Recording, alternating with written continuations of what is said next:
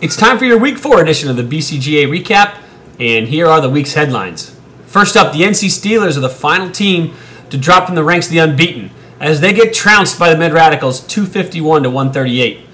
The Med Radicals' 251 points was the best for Week 4, and it's the highest weekly total we've had yet this year. It moved the Med Radicals up 3 spots in the overall standings. However, the Med Radicals weren't the only team to put up big points in Week 4, as there were 3 other teams who went over 200. The Ponies had 236 and moved up 5 spots in the overall standings, and they picked up their first win. The Bime Times put up 224, and they moved up 2 spots to 3rd overall. And the Flames had 209, and that was enough to keep them at 4th place overall.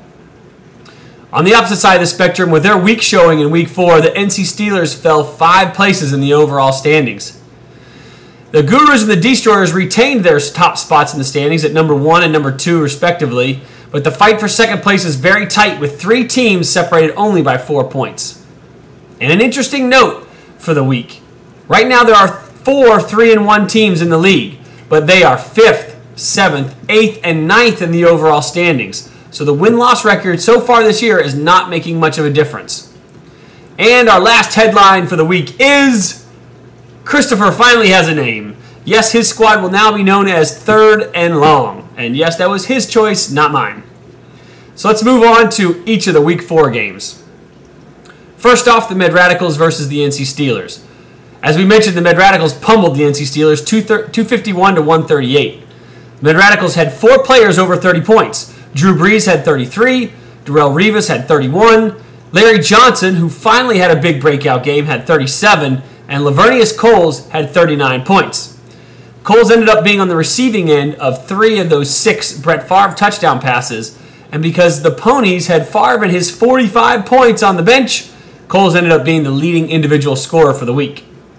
The NC Steelers really struggled this week. They didn't have a single player above 20 points, and they had 7 players in single digits, and that wasn't even the worst performance of the week.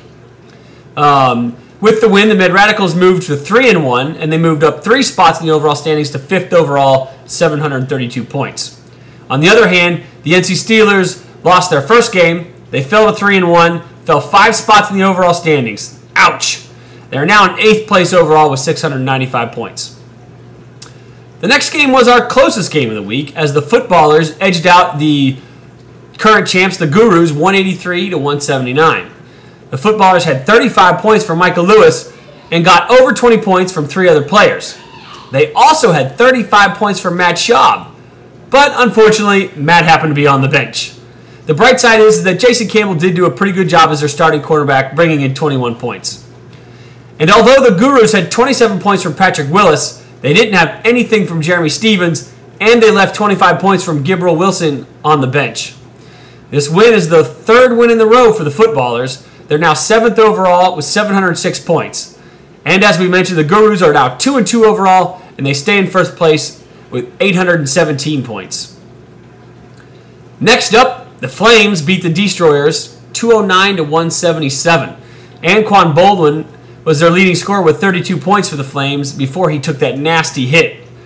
And they got over 20 points from LaDainian Tomlinson, James Harrison, and Charles Grant.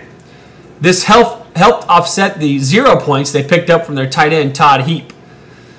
Adrian Peterson led the way for the Destroyers with 24 points, but Andre Johnson only had 6, and he's been underperforming for most of the year. It's got to be a disappointment for the Destroyers.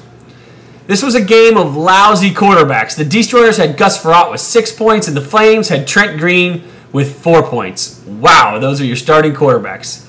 So the Flames stay at 4th place overall, 762 points and a 2-2 record. And the Destroyers kept their position at 2nd overall with 766 points and a 2-2 record. The Bime Times used a very balanced attack to clobber the Bombers 224 to 147. The Bime Times only had 2 guys in single digits. Edgerrin James and Ray Lewis led the way with 24 points apiece. Meanwhile, the Bombers didn't have horrible totals for most of their guys, but they didn't have any stars either. Not a single player put up over 20 points. Their leading individual scorer ended up being Brian Urlacher, who had 19. So the Bime Times went to 2-2. They moved up 2 spots in the overall standings to 3rd overall with 764 points, and they're only 2 points away from the Destroyers for 2nd. The Bombers are also 2-2, and they remain at 10th overall with 621. Our next game was a very interesting game. Both the Ponies and I Win were winless headed into this matchup, and probably not very many people expected much from this game. But the Ponies made a huge statement in this game as they crushed I Win 236 to 132. The Ponies looked like the Ponies of old. They had 32 points from Steven Jackson and 31 from Greg Jennings. And they also got 22 from Jason Witten, 24 from Derek Mason, and 25 from Eric Wright. They even had Brett Favre and his 45 points on the bench. If they had started Favre instead of McNabb, they would have had a total of 267 points. But they still put up enough to move up to 5th place overall in the overall standings. They move up 5 places in the overall standings to 6th overall with 710 points. They are right in the thick of the race now. I Win had 25 points from David Gerard and 20 from Eddie Royal, but he had 8 players in single digits. 8 players. I Win is 0-4 and 11th place overall with 609 points. Our last game of the week was 3rd and Long against the Action. The Action had big games from both Tony Romo and Omar Gaither, and they each had 31 points. And they beat 3rd and Long 186 to 136. 3rd and Long finally had a good game from a quarterback, but unfortunately, Jake Delhomme and his 23 points were on the bench. Charles Woodson did have 27 for 3rd and Long, but he had 9. Yes, that's right, 9 players in single digits, and it's pretty hard to win with that. So the Action are 3-1. They fall 2 spots in the overall standings. They're now 9th overall with 688 points. 3rd and Long keep a solid hold on last place with 545 points, and they are 1-3. So now we take a look ahead to Week 5. The Flames are at the Footballers, and the Flames are hoping to make a move on that 3-way battle for 2nd place and maybe catch up to the leading Gurus. The NC Steelers hope to reverse their backwards trend of this week, and they'll be up against the Destroyers, who are trying to hold on to 2nd place and hold off the Flames and the Bime Times, who are right on their heels. Speaking of the Bime Times, they'll hope to keep things rolling against 3rd and Long, who have a long way to go to get out of last place. And our surging Ponies will be taking on the Gurus, and we have last year's champ against this year's current champ. This could be a very interesting matchup.